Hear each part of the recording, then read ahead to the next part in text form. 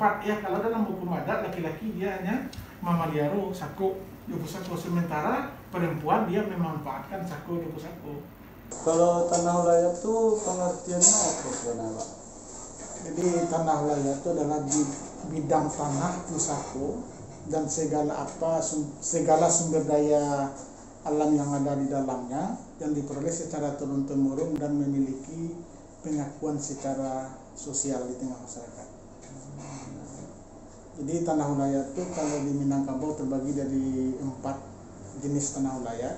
Ada ulayat nagari, ada ulayat suku, dan ada ulayat rajo, kemudian ada ulayat kaum. Kalian dikatakan tanah ulayat nagari itu adalah tanah ulayat yang dimiliki secara komunal oleh pemerintah nagari, baik pemerintah nagari adat maupun pemerintah nagari pemerintahan. Kemudian tanah ulayat rajo itu adalah dimiliki secara komunal oleh kaum rajo-rajo pada tempo dulu. Kemudian tanah wilayah suku, berarti tanah wilayah yang dimiliki secara komunal oleh suatu suku. Nah, kemudian tanah wilayah yang terkecil itu adalah tanah wilayah milik kaum, artinya dimiliki secara komunal oleh suatu kaum tertentu. Misalnya kaum suku Tanjuang ada cukup besar, kemudian ada kaumnya satu lagi yang suku Tanjuang juga memiliki tanah wilayah yang diperoleh secara turun-temurun. Tanah wilayah bisa diperjualbelikan, Pak? Sebenarnya tanah wilayah yang dimiliki secara komunal oleh masyarakat hukum adat di Minangkabau itu pada prinsipnya bisa diperjualbelikan tergantung kesepakatan dari kaum itu. Namun tidak lazim dan tidak pernah ada tanah wilayah secara komunal yang besar itu diperjualbelikan oleh satu kaum. Namun ada, tapi setelah bahasa lah babagi. Artinya ada kelompok-kelompok induk atau kelompok-kelompok kaum tertentu dibagi oleh kaum ini diperjualbelikan untuk kepentingan tertentu misalnya. Jadi kalau persoalan tanah wilayah, meskipun di dalam undang-undang pertanahan itu kan dianjurkan untuk disertifikatkan. Namun di Minangkabau karena adalah wilayah itu miliknya komunal, dimiliki oleh lebih daripada satu orang, maka untuk proses mensertifikatnya itu memang agak sulit. Namun di pertanahan sendiri itu bisa dilakukan dengan pendaftaran kepemilikan atas tanah saja. Jadi ada surat bukti terdaftar tanah itu milik kaum ini. Nah, namun ada juga beberapa kaum yang sudah mensertifikatkan tanahnya, tergantung kaumnya itu sepakat atau tidak. Karena tanah wilayah itu kan pembagiannya kan ada 2. Ada yang merupakan pusako tinggi yang diperoleh secara turun-temurun, dan ada pusako rendah yang juga diperoleh secara turun-temurun. Contoh, pusako tinggi yang diperoleh secara turun-temurun itu dari nenek moyangnya sampai ke anak cucunya, itu kan sudah milik komunal yang cukup besar. Nah, kemudian pusako rendah yang juga milik komunal ini artinya dibeli oleh seorang anduang atau seorang induk, tapi dimiliki juga secara bersama.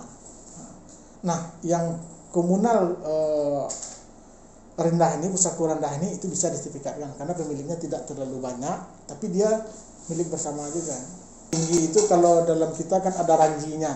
Ranjinya itu selalu cukup besar sehingga susah untuk menentukan siapa nama pemilik di dalam sertifikat itu.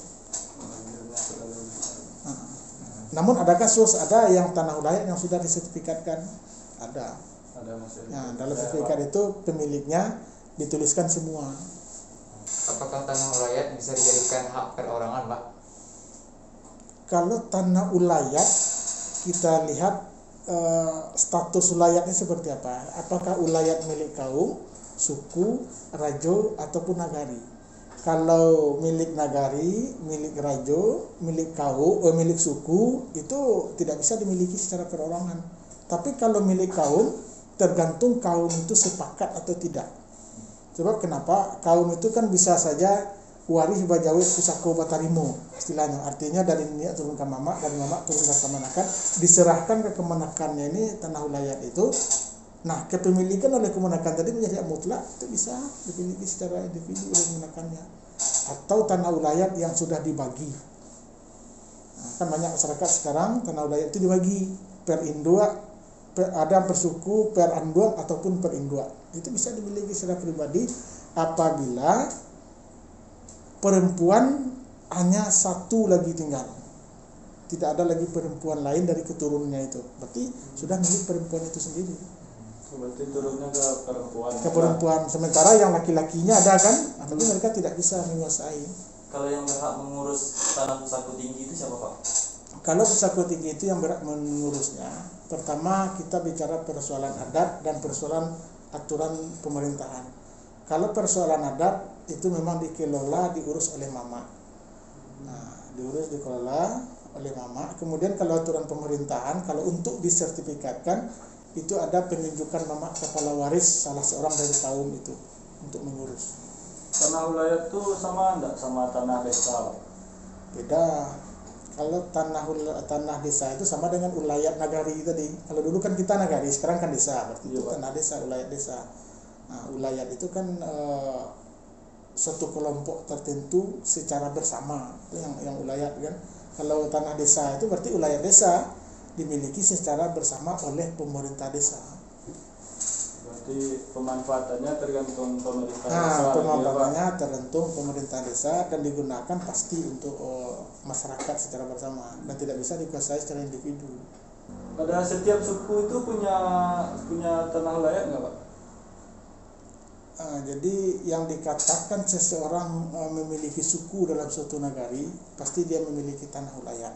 Kalau dia asli di nagari itu, memiliki suku tertentu, berarti dia pasti tanah wilayah. Kecuali ada tempat-tempat perumahan, kan dia orang datang, dia sukunya Tanjung misalnya, dia nyambeli perumahan di komplek atau di daerah itu, memang nggak punya tanah wilayah dia. Tapi kalau dia berada dalam suatu nagari, dalam suatu desa, pasti setiap suku itu punya wilayah. Setidak-tidaknya wilayah kaumnya. Kalau masalah sistem pembagiannya Pak, itu tergantung suku atau gimana? Kalau tanah wilayah kaum itu dibagi sesuai dengan jumlah anggota kaum perempuan. Nah, dia kan ada pusako tinggi itu. Kalau diwariskan dari Anduang, nah Anduang itu punya anak perempuan berapa? Kalau dia punya anak perempuan berempat, berarti dia dibagi 4. Kalau dia cuma punya anak perempuan 2, laki-laki 2, berarti tetap bagi 2. Berarti setiap suku itu sama Pak? Setiap suku itu seperti itu, karena kita melihat dari Ranji tetap dialihkan diwariskan ke anak perempuan, pemanfaatannya untuk anak perempuan. Berarti berbeda cara pembagiannya sama yang misalnya secara hukum gitu Pak? Ya, hukum adat dan hukum agama dia sama. Tanah pusako yang dikatakan tanah wilayah itu bukan dibagi diwariskan, tapi dibagi untuk pemanfaatan.